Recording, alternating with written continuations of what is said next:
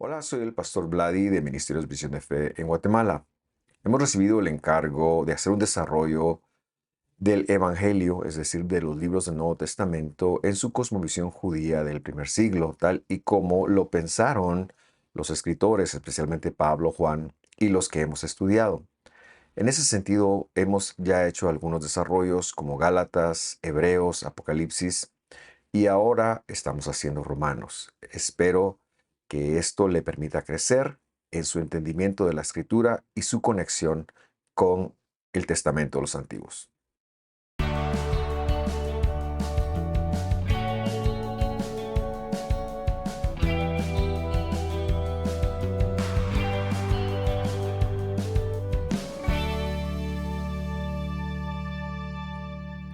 Me da muchísima alegría darle la bienvenida a el estudio 18. Hemos hecho ya 18 estudios contando a este de Romanos, perdón, y vamos ya por el capítulo 4. No lo terminaremos hoy, pero sí que intentaremos terminarlo la próxima semana en el 19 para ya empezar el capítulo 5.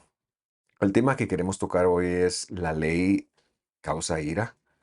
Y esto es una referencia muy directa al versículo 15, que es como se lo ha entendido. Y bueno, lo que quiero es que estudiemos, pero siempre antes de empezar el estudio me gusta hacer un poco de contexto con respecto a lo que veíamos en el último estudio. Y la semana pasada o en el estudio pasado vimos la justicia de Dios, que esta antecede la obediencia. Es decir, antes de que yo sea obediente a Dios y esto me genere un mérito o una bendición o lo que sea, Dios en su justicia decidió alcanzarme. En ese sentido también hablábamos de la circuncisión, que justamente cae dentro de este parámetro, ya que Abraham es fidelizado por Dios en el 15 de Génesis, mientras que no recibe la circuncisión hasta el capítulo 17. Y también recordar que la circuncisión no es el Brit Milá como se lo ha manejado desde el fariseísmo de la época y am, el rabinato actual. No, Brit Milá es un término acuñado que no es bíblico, que quiere decir el pacto de la circuncisión, pero que la Biblia lo que sí dice, lo veíamos la semana pasada, es que la circuncisión es una señal que Dios le dio a Abraham, quien, siendo incircunciso aún, fue salvo, fue llamado a salvación. Ahora sí, y sin mayor retraso, vamos al versículo 15 y lo leemos, y este dice: porque la ley produce ira, pero donde no hay ley, tampoco hay transgresión. Pareciera ser que este verso nos habla de una generalidad y de hecho en la gran mayoría de cristianos así lo entienden. Pues que pareciera decir que la ley produce ira y que em, entonces, ¿qué hay que hacer con la ley? Porque si se toma como una instrucción general, en primer lugar contradice todo lo que Pablo ha venido escribiendo, no lo que yo dije, sino lo que él ha venido escribiendo. Sin embargo, el conector porque, que es un conector que une del versículo anterior, ya empieza a decirnos que esta no es una instrucción general, sino que es algo que se refiere o una ampliación de lo que ha venido hablando en el versículo 14. Haremos ese desarrollo. Sin embargo, yo quiero que usted se detenga antes de hacer la explicación y que se cuestione. ¿Será que verdaderamente la ley produce la ira de Dios? Y aquí es donde caen estas dualidades, por ejemplo, de que el Dios del Antiguo Testamento, como le llaman, es malo, mientras que el Dios del Nuevo es bueno. Esto es marcionismo. No podemos pensar así porque el Señor es solamente uno. Entonces tenemos que entender que Jesús también estaba vinculado, o es decir, Él es el autor de la ley. Pero si produce la ira de Él, entonces ¿para qué la dio? ¿Para qué nos dio la ley? Esto no tiene sentido, y menos cuando tenemos en mente que la escritura, la Biblia, de Génesis a Apocalipsis, no se puede contradecir porque es la palabra de Dios. De hecho, en Jacob, que es lo que llaman Santiago, capítulo 1, versículo 20, dice, pues la ira del hombre no obra la justicia de Dios, mucho menos va a obrar la supuesta ira de Dios. Justicia. Lo que quiero hacer entonces, porque ya abro un pendiente con usted, es que quiero hablar al respecto de la ira de Dios. ¿Qué es la ira de Dios? Y luego vamos a develar qué es lo que el versículo dice. Si la ley entonces produce ira, Dios está contradiciendo, porque Él fue el que la dio. Entonces vamos a hacer el desarrollo en donde veremos qué es esto de la ira de Dios, cómo se debe de entender y luego qué fue lo que Romanos quiso decir. Vamos a Números capítulo 11, versículo 1, y dice ahí, el pueblo comenzó a quejarse en la adversidad a oídos del Señor. Esta situación ocurre en el desierto. Cuando el Señor lo oyó, dice este versículo, se encendió su ira y el fuego del Señor ardió entre ellos y consumió un extremo del campamento. Ahora yo le he colocado aquí lo que la Biblia dice literalmente. Dice que se calentó o se irritó su nariz. El verbo jara afó, quiere decir se calentó literalmente su nariz. Nosotros no vemos a un Dios perdiendo el control, no vemos a un Dios descomponiéndose, no vemos a un Dios que se enoje o que sea iracundo como si nos pasa a nosotros. Lo que pasa es que el pecado nuestro provoca una especie de alergia, provoca que se le caliente su nariz. Eso es lo que la Biblia enseña y cada vez que se habla de la ira de Dios, en este sentido, se habla del calentamiento de su nariz. Y es como una alergia que le da a Dios, voy a decir, porque Dios es corpóreo. El cuerpo de Dios es Jesús. Y como que esa alergia le produce a él un estornudo, voy a llamarlo, voy a decirlo así para que lo entendamos. Esto es un ejemplo o una repulsión a lo que hicimos. Y esa reacción es la que causa ese estornudo, voy a decirlo, es lo que causa la reacción en nosotros. Pero él, desde ningún punto de vista, es iracundo ni está enojado con nosotros, ni se enojaba, sino que a él nuestro pecado le produce una reacción alérgica. Y cuando usted va a la escritura, usted va a encontrar que esto es así. Lo que pasa es que en castellano no se lee así. En castellano se ha pensado que esto es un antropomorfismo. Algo de esto hablábamos hace la semana pasada, creo yo, en donde se le atribuye a Dios una capacidad humana. Pero es que Dios sí es corpóreo y por lo tanto, si a Él se le calienta la nariz, es por nuestro desempeño. Ahora, veamos un poquito más con respecto a sus atributos. Capítulo 34 de Éxodo, versículo 6, porque esto también ayudará a explicar lo que es la ira de Dios. Entonces pasó el Señor por delante de él, este es Moisés, y proclamó, esto es Moisés también, el Señor, Dios compasivo y clemente, lento para la ira, largo de nariz, abundante de misericordia y verdad, y luego sigue como con lo que se conoce los 13 atributos de la bondad del Señor. Ahora, la Biblia literalmente no dice lento para la ira. Esto es lo que nos traducen. Lo que la Biblia sí dice es erefapaim, que es largo de fosas nasales, largo de nariz. Quiere decir que Él, cuando nos ve pecando, su reacción inmediata podía ser dar espacio a la justicia y eso nos consumiría. Pero no es ira, no es un enojo como nos enojamos nosotros. Por lo tanto, como Él es compasivo, Él respira, Él se aquieta, Él respira profundo y es paciente. Y me recuerdo del evento que creo que se narra en Números 17, cuando Moisés es atacado verbalmente por Coré. Coré está muy molesto porque piensa que Moisés está aprovechando del pueblo y lo acusa y le hace muchas cosas. Y Moisés le dice algo, ¿sabes qué? Vete a dormir, cálmate, mañana hablamos, piénsalo, respira profundo. Esto es lo que quiere decir lo que nos han traducido lento para la ira, es largo de nariz. Ahora, lo que resta entonces es si Dios tiene la nariz larga, si Dios no se enoja. ¿Qué quiso decir esto de la ira? Vamos a volver a Romanos. La palabra que se ha traducido como ira es la palabra orgi. Orgi.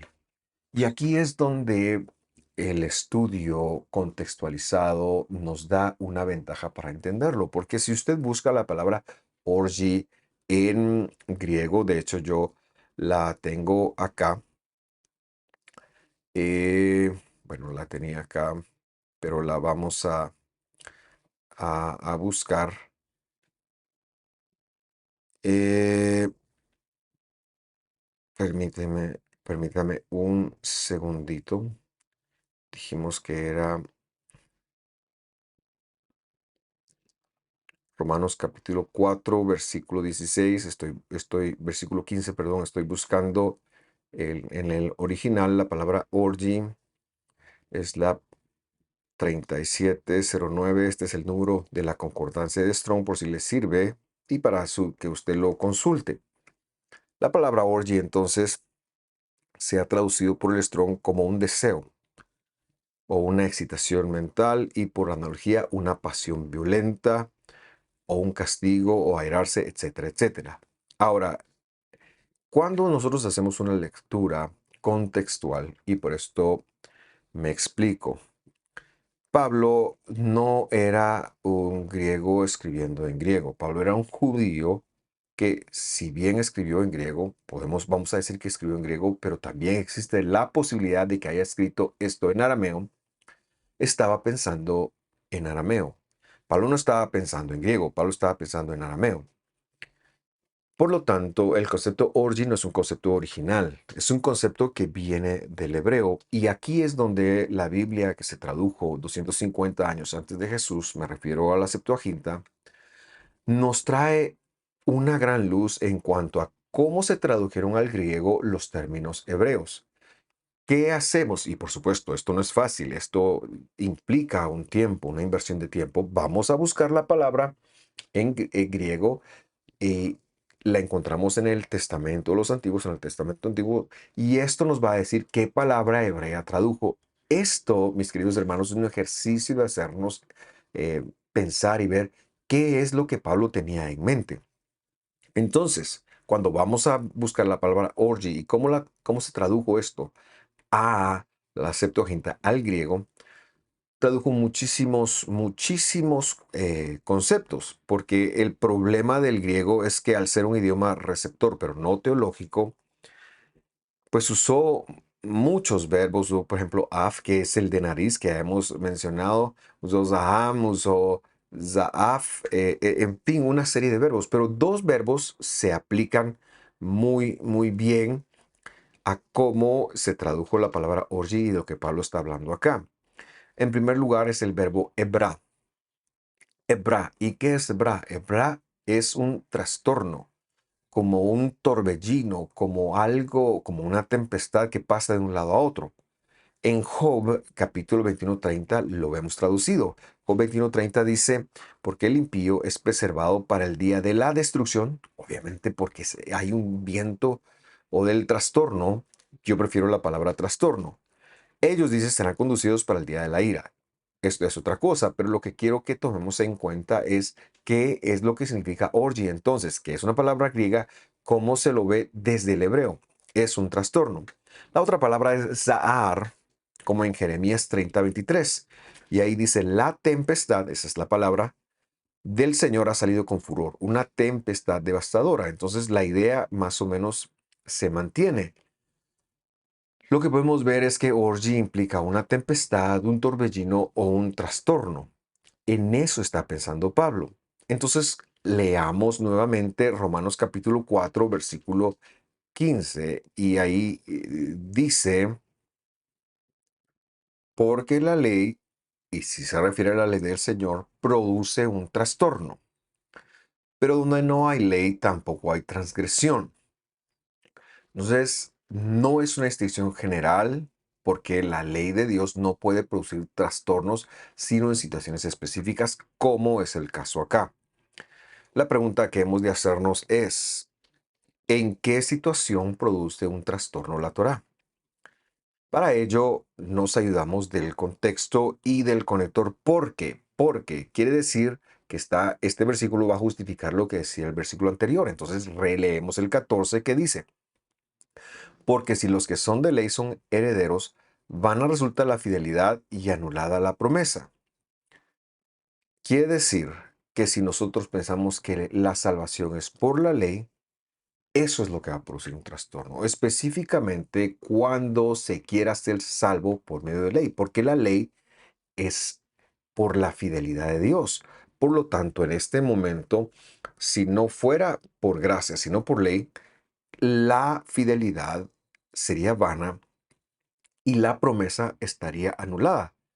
Por eso es que nosotros enfatizamos que la justificación, la salvación, no es por Torah. La Torah tiene un lugar, es importante, y Pablo en el siguiente capítulo, en el capítulo 5, él nos va a decir cuál es el valor.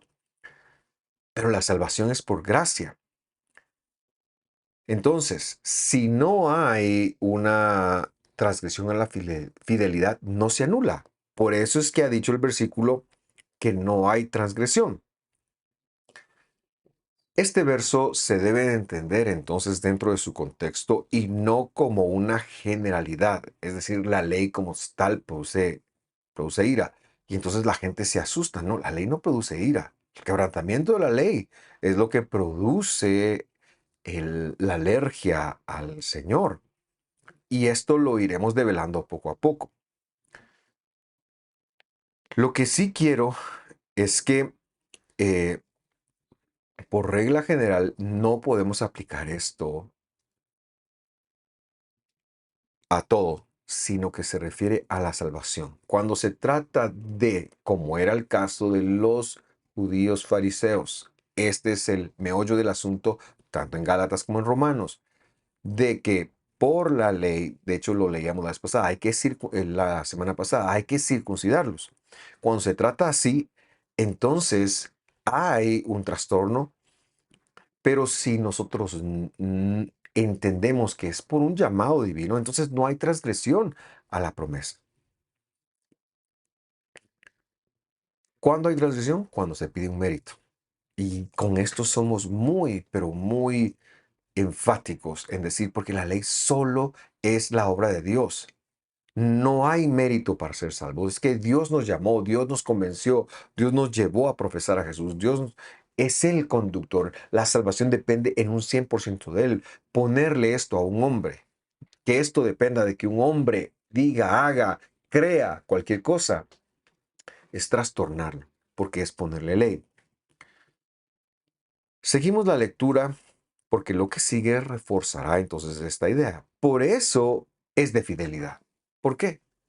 Porque como leíamos al final del versículo anterior, donde no hay ley, tampoco hay transgresión. Por eso es que la Torah, la salvación, perdón, solo puede ser de fidelidad. Y aquí ya hemos cambiado la palabra fe y la hemos traducido como está en el original griego. Por eso es que es de fidelidad.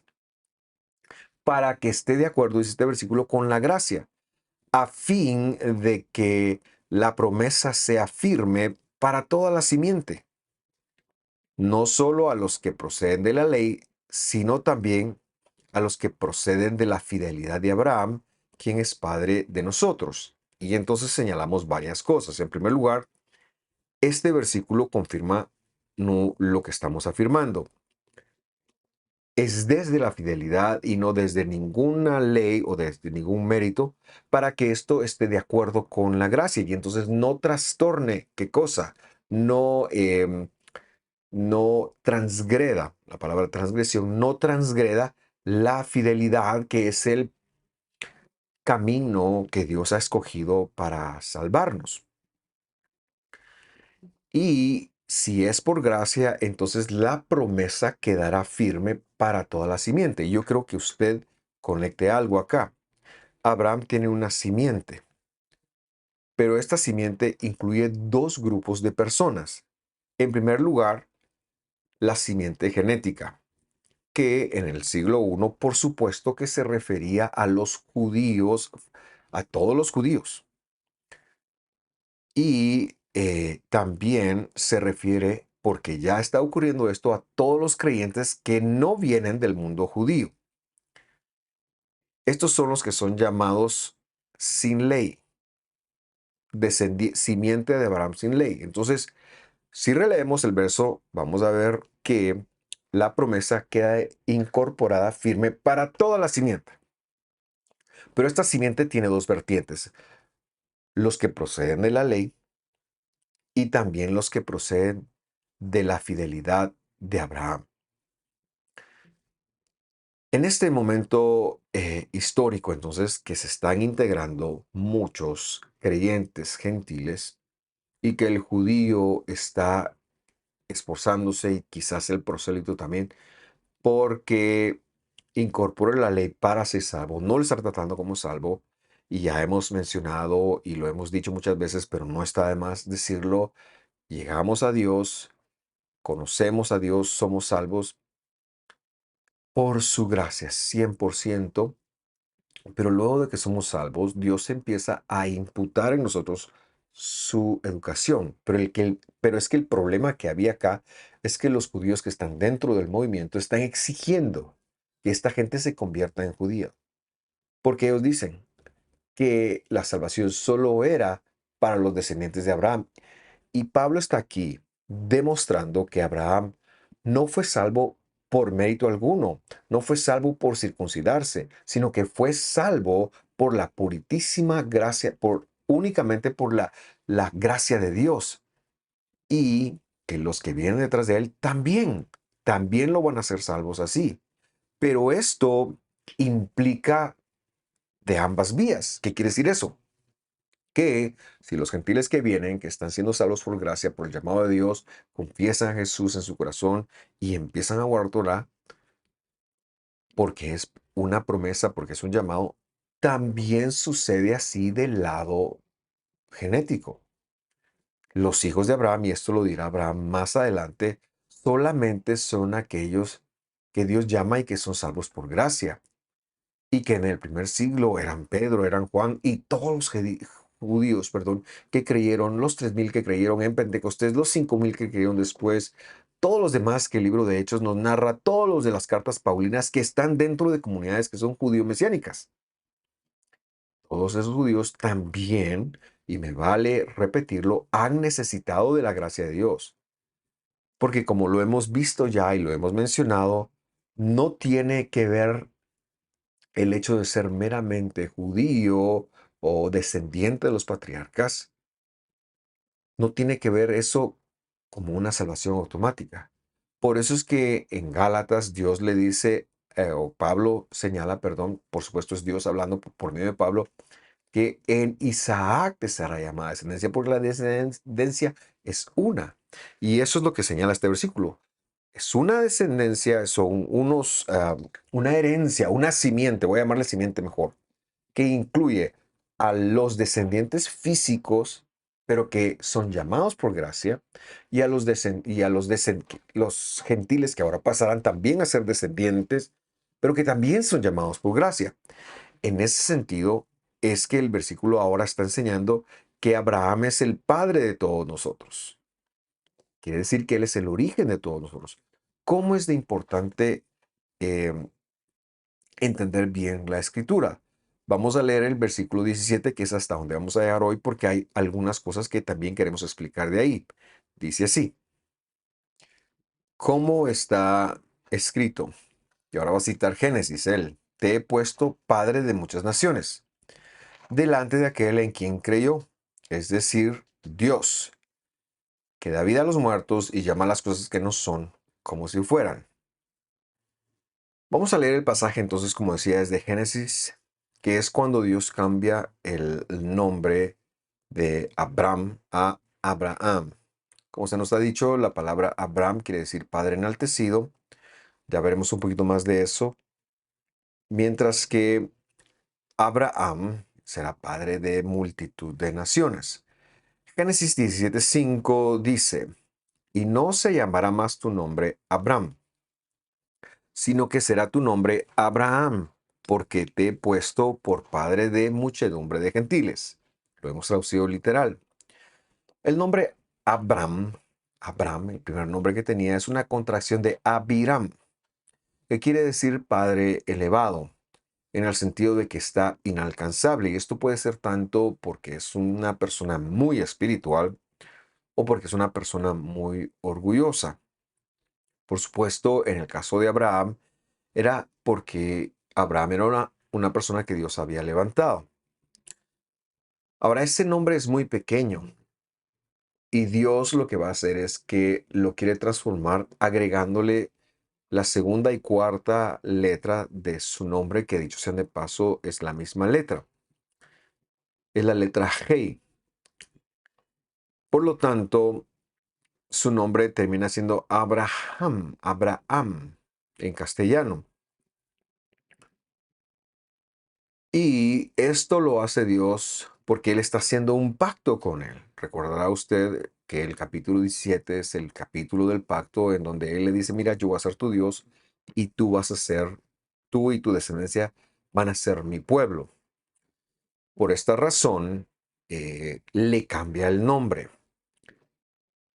Y el nombre tiene un significado muy especial, porque a partir de ahora Él va a ser el origen, eso es lo que quiere decir la palabra Padre, de una muchedumbre de gentiles. Y por eso Romanos lo está citando acá, porque quiere que reafirmar que fue por fidelidad la misma que Dios, con la misma que Dios salvó a Abraham, que Dios sigue salvando. Es por gracia, es por la fidelidad del Señor. Y este mecanismo que se llama gracia, que es a través de la fidelidad, no puede verse trastornado, eso es lo que veíamos, por una ley, ni siquiera por la ley de Dios. Claro, quien registra el mecanismo de la gracia y de la fidelidad de Dios es la ley, porque la ley es buena, porque es la expectativa de Dios que nosotros nos sometamos a su palabra, a su ley, pero no para salvación. La ley nos ha dicho que la salvación de Dios iba a ser por gracia. Y lo vimos en Génesis 15, lo vimos en Génesis 17. El problema que está pasando con el fariseísmo del siglo I es que lo están poniendo como un requisito. Debes de empezar a guardar mandamientos para considerarte salvo. Y eso es lo que Pablo no está tolerando. Ahora, esto es delante de aquel en quien creyó. ¿Qué quiere decir eso? Bueno, esto nos recuerda las clases que hablamos con respecto de Génesis capítulo 15:6, en donde Dios le imputa su fidelidad, su gracia, su justicia a Abraham, y Abraham empieza a demostrarlo, empieza a vivir. Cuando leemos creer en la escritura, debemos de entender que esto es el proceso de una enseñanza de Dios en la cual Él primero llama por gracia y luego instruye y luego las personas lo empiezan a evidenciar. Eso es lo que la palabra creer significa en la Biblia y no lo que hemos entendido como un ejercicio mental. Si me voy a llenar de fe, si me voy a llenar de positivismo, si lo voy a creer, si yo creo en Dios. No, es que Dios nos llama, nos instruye y nosotros empezamos a vivir esta dinámica. Y es que con Abraham esto es muy visible. Cuando Dios llama a Abraham, lo llama según se lo reveló a Esteban, lo llama Mesopotamia. Y Abraham sale para la tierra que de hecho Canaán, pero va con su padre y entonces terminan en Harán. Esto es un viaje como de 1150 kilómetros. Imagínese usted, hace 5000, 6000 años. Ellos llegan a Harán y Dios le vuelve a hablar de nuevo a Abraham para que él se salga y se vaya a Canaán. Y ahí es donde empezó su enseñanza. Y la enseñanza empieza con que tienes que salirte de la casa de tu padre. ¿Qué es la casa de tu padre? La religión de tu padre. El politeísmo, la idolatría, todo lo que manejas, debes de salirte de eso. Abraham se sale, llega a Canaán, no posee nada nunca y levanta un altar. Y en ese altar él entiende un poco el llamado de Dios, así que él empieza a vivir, luego comete el error de irse a Egipto, de vender a su esposa, pero Dios se mantiene fiel con él. Y bueno, Abraham empieza en el capítulo 12, en el capítulo 3, en el capítulo 14, a conectar qué es la vida del creyente. Finalmente, en el capítulo 15, Dios le computa, le diseña su fidelidad como el mecanismo de salvación y lo salva. Y luego del 15 vemos el pacto de las partes, en donde Abraham no participa porque Dios lo hace porque jura por sí mismo. Luego el capítulo 16 y luego llegamos al 17 en donde ya le entrega el pacto de la circuncisión, pero él ya era una persona salva. Por lo tanto, está delante de él porque el- la educación ha venido por el oír y el oír por la palabra de Dios. Y así sucede con nosotros. No se trata de forzarnos a creer, de conversarnos a creer, no se trata de eso, aunque es importante confiar en Dios, no demeritamos el confiar en Dios. Pero es que nuestro papel es conectar su palabra, conectar cuál es su educación, de qué se trata y empezarlo a practicar, porque eso es lo que hace un salvo. La ley de Dios, entonces, lo que nos enseña es cómo vive un salvo. Un salvo cuando descansa, un salvo cómo come, un salvo cómo duerme, un salvo cómo se comporta, un salvo cómo se aparta de idolatría, un salvo cómo se aleja de inmoralidad sexual, un salvo cómo no toma la justicia por sus propias manos, etcétera, etcétera. Por último, con respecto del versículo 17, quiero señalar que el único capaz de llamar las cosas que no son como que si fueran es Dios. Es Dios. En ese sentido, el que llama a Abraham siendo él sin hijos, como lo ha enseñado este versículo, y le llama padre de multitud o de muchedumbre de naciones, es Dios, porque él se va a asegurar, como dice en Jeremías, que Dios se asegura de que su palabra se cumpla. Por lo tanto, él es el único que da vida a los muertos, el único capaz de resucitar es Dios. Claro, quizás alguien más haya resucitado a otra persona, pero volvió a morir. Pero uno resucitar para vida eterna, el único capaz de hacer eso es Dios. Ese es el contexto de llamar las cosas que no son como si fueran. Es importante dejar claro que esto se refiere únicamente a Dios. Importante recalcar esto hoy en día, porque hoy en día muchas personas andan hablando ahí de la confesión positiva, diciendo que si usted llama las cosas que no son como si fueran, van a hacer milagros. De hecho, lo sé porque en mi ignorancia muchas veces interpreté este versículo de esa manera. Hay que llamar las cosas que no son para que sean, hasta para que sean, decía yo. Pero no, esta es una capacidad que la tiene únicamente a Dios, porque el único que puede resucitar para no morir a alguien más, para que otra persona, el que resucitado no vuelva a morir, es Dios. Y esto todavía no ha ocurrido. Por lo tanto, no nos debemos dejar enseñar. Sus palabras tienen que ser positivas, por supuesto. Usted debe tener una confesión adecuada, por supuesto. Pero no se dejen engañar por aquellos que mezclan el gnosticismo con el cristianismo, amparados en textos como estos, y te dicen, mira, si tú confiesas cualquier cosa, esto se va a suceder. Porque esto es una enseñanza gnóstica desde el siglo II. El único capaz de crear y de dar vida a los muertos y de llamar las cosas que no son como si fueran, porque es el único que tiene la capacidad de asegurarse que así sean, es su majestad, es la santidad, es el bendito sea Yehoshua, Jesús, nuestro Señor y nuestro Salvador. Yo quisiera dejarlo acá para no extendernos más y con el favor de Dios terminar esta clase la próxima semana. Le doy gracias por sintonizar, que esté muy bien y espero que esté usted disfrutando de este desarrollo de Romanos tanto como yo lo estoy haciendo. Y por supuesto, si tiene alguna duda, por favor, no dude en dejar un comentario y estaremos tratando de ponernos en contacto con usted. Que esté muy bien. Nos vemos la próxima semana. Hasta pronto.